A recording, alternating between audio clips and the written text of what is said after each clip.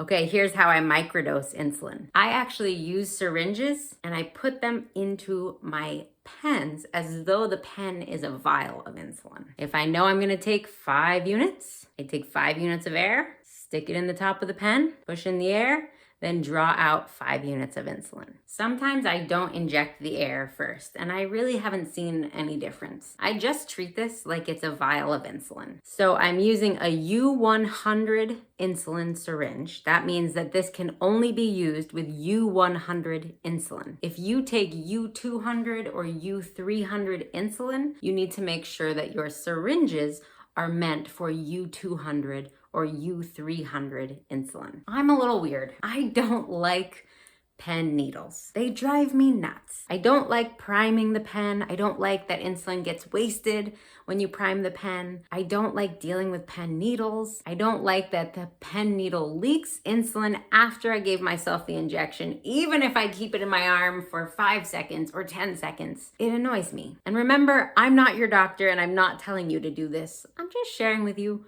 what I do. Why would you use pens over vials? The first reason is because of the price. Insulin pens are actually less expensive than vials of insulin. If you use a lot of insulin in 1 month and you go through multiple pens or multiple vials in 1 month, then you don't even need to think about the next reason. I don't use up 1 insulin pen in 1 month. And there's less insulin in a pen than there is in a vial. If I was using a vial of Novolog for my rapid-acting insulin needs, I would not use up the amount of insulin in that vial before it technically expires at the end of the month. Now, there's lots of debate over whether insulin really expires after 30 days. I'm not gonna get into that. The paperwork from the manufacturer says that after about 28 to 30 days, really any opened vial or pen of insulin is going to start to expire, which means it's not going to be as effective and it isn't going to impact your blood sugar the same as it would before its expiration. This is different than the expiration date that's written on your pen or your vial of insulin. Another reason why I hack my insulin pens with syringes is because sometimes I need really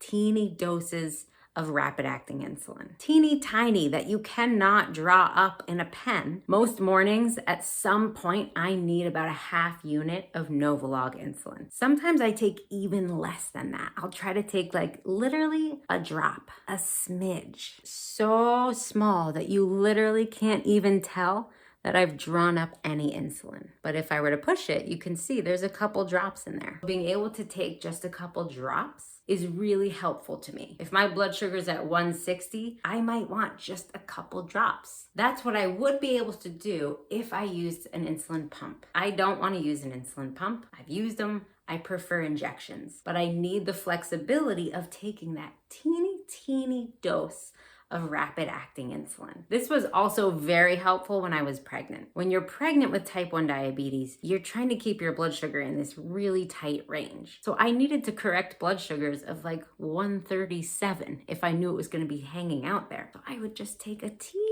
drop to get it to come down just a teeny bit. This is not recommended by your healthcare team, by the people who make insulin. It's just what I do to manage my diabetes and reach my goals. I actually use inhaled insulin now, which has significantly reduced the number of injections I have to take every day. I still take injections of rapid-acting insulin every single day, but I take significantly fewer. Maybe twice a day I take rapid-acting insulin. Most of my mealtime or correction insulin doses are now covered by my inhaled insulin. Another thing to know about injections, you need to rotate your sites. You are a human pincushion, and your body can only recover from so many injections at one time. If you live with diabetes and you're taking multiple injections a day, you do not want to give all those injections in the same spot on your body. What happens is the buildup of scar tissue. Because even though that syringe is teeny tiny, it still is puncturing your skin and your body has to heal that area. So far, in my 25 years of living with type 1 diabetes, I have taken approximately 55,000 injections. So imagine the amount of scar tissue that could create over 25 years. 55,000 injections. That means you need to rotate your sites. Some people develop little routines, like their morning injections always go in their upper body, their afternoon injection goes in their stomach, their evening injections go in their lower body. Personally, I don't like giving injections in my stomach. I've had 3 surgeries on my abdomen, and so the skin there does not like the feeling of any syringes ever again. Instead, I use my arms and my upper glutes the most. But I have to be careful because I tend to overuse my upper glutes in the winter when it's harder to reach my arms because I'm wearing long sleeves and sweaters. I do have quite a bit of bruising from taking too many injections in that area. You've really got to pay attention to site rotation and make sure you're not abusing one area of your body with too many injections. Taking insulin every day is not fun. You are a human pincushion. Thanks for watching Diabetes Nerd.